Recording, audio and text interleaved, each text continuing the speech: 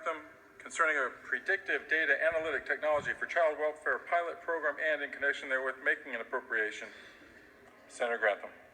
Thank you, Mr. President. I move House Bill 1383 on third reading and final passage and ask for an aye vote. Is there further discussion? Senator Hill. Thank you, Mr. President. Colleagues, I want to explain what this bill does. It's something I've been working on for about 2 years now, and it's important to understand what exactly we're talking about in this bill, because when you just read it through, as often happens in here, it sounds rather scary, and some folks out on the interweb have certainly picked up on this and want to run with it, saying we're doing some minority report like program here, and it can sound like that, admittedly. But what's going on here is right now in our Child Protective Services, we have over 80,000 complaints a year, things that we have to investigate as a state, something we have to look into, figure out, hey, is this something we need to go and spend resources on, figure out, is some child at risk here? And regardless of your frustrations and my frustrations and my many comments of the fact that CPS would take my children out of my house only after getting rid of me first. We've talked about that, but we have many folks within the system, whether in the foster care system or what have you, that are at risk of being abused. All this bill does, it says, let's take existing data that we already have, data that's already collected at your county level when a report gets made and a child's brought into this, and say, how are we going to use our understanding of this data and trends that have happened in the past to identify which children are more likely than others to be abused. Some of the indicators that might be looked for, some of the statistical indicators might be, hey, they recently transferred, or their mother was incarcerated and so therefore they moved in with an aunt, but we're also checking data that already exists and make sure their aunt is not cohabiting with a registered sex offender. All the data that's already out there, how do we interpret whether or not we go and investigate that or put more resources onto it, whether we send a caseworker out there once a month or once a week or once every couple of days. You'll read and hear about predicting when a crime might happen. What we're saying there is not we're going to go punish someone before a crime happens. What we're saying is if someone's likely to be abused, if statistically they fit the profile of one of these children who's likely to be abused, they would be flagged for further follow-up with a caseworker to watch for some of those indicators on an ongoing or a more personal basis. If it's someone walking down the street throwing rocks at squirrels, that's obviously going to be flagged as very low priority, and we're not going to put resources to that. But again, this is no new data. This is nothing that we aren't already doing. It just adds a new level of private enterprise coming in and saying, can we do a better job of interpreting this data, understanding how we put resources to protecting children? And someone will probably come up here and say, oh, one more thing, we're just saying do it for the kids. Colleagues, this is where we've all agreed the government has some role. Is kids where no one else is taking care of them. And I wish nonprofits did a better job of this. I wish the government did a better job of this. If you're concerned about data privacy in this, however, you're concerned about data privacy as it already exists. And I share that concern. That's why we worked on data privacy in schools this year, and I think one of the big things we could do next year is to work on the rest of the data that's collected by the government and what your rights are and related to that. This doesn't go into that. This doesn't change those rights. This doesn't somehow sell all of this data out there. This says, giving existing data, can we do a better job protecting Colorado's children?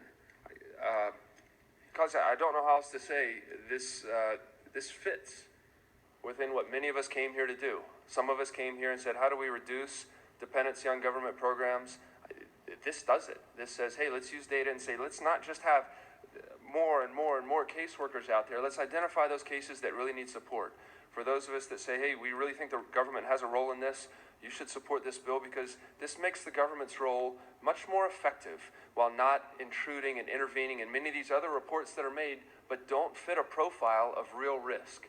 It allows those government programs to address children where there is a real risk. Children that are already out there, children that are already in the system, data that's already in the system, we should be doing a better job with this. Ask for your support on 1383. Is there further discussion? Senator Neville. Thank you, Mr. President. Well, colleagues, I'm sure the votes are here probably to pass this, but I want to read from the bill itself what this is going to do. And it sounds really good, and it may be actually some interesting data, but I want you to understand what it's going to be doing. I'm just looking at here. Of course, it says advanced matching and entity resolution to accurately merge data from different databases. Advanced social network or link analysis to determine both known and hidden relationships that the child may have with other people. Use of the latest advanced analytical techniques, including predictive modeling, complex pattern analysis, social network analysis, text mining, and geospatial analysis to more accurately and precisely calculate child risk scores. The ability to regularly monitor data sources to automatically identify changes to a child's environment and recalculate the child's risk accordingly. Now, colleagues, some of this might be good, and some of this might not be so good. So the only thing I want to bring forth is that data itself is usually not the solution, and it's a bill that we should at least think about very, very carefully before you cast your vote. Senator Lundberg. Thank you, Mr. President. In looking at this bill, it reminds me of a speech I heard about 20 years ago by a former FBI agent on identifying terrorists, possible terrorist suspects. It was given to the Downtown Rotary Club in Loveland, and this gentleman had recently retired from the FBI and had been working in the terrorism detection unit. And as you listened to his speech, he was giving you a very predictable, appropriate description of what a terrorist was. But as he flipped through his PowerPoint slides, it gave the rest of the story. And you know who they described was my family,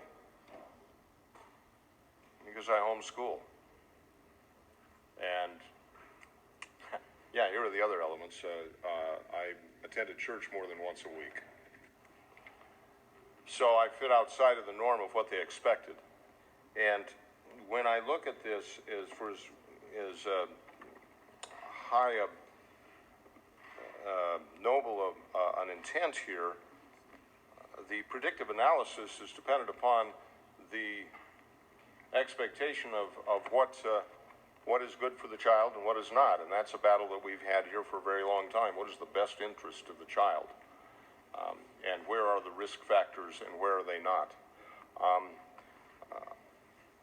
Color me skeptical that the system will be bulletproof.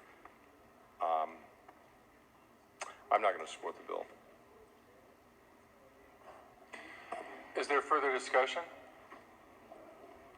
Seeing none, the motion before the body is the adoption of House Bill 1383 on third reading and final passage. Are there any no votes? Senator Baumgartner, Senator Lundberg, Senator Holbert, Senator Sonnenberg, Senator Tate, Senator Lambert, Senator Neville, Senator Marble, Senator Todd, Senator Merrifield, Senator Jones, Senator Newell, Senator Garcia,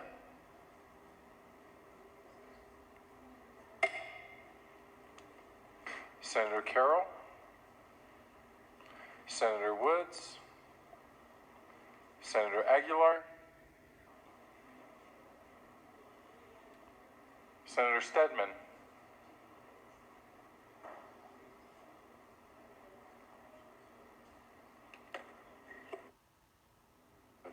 Senator Kerr,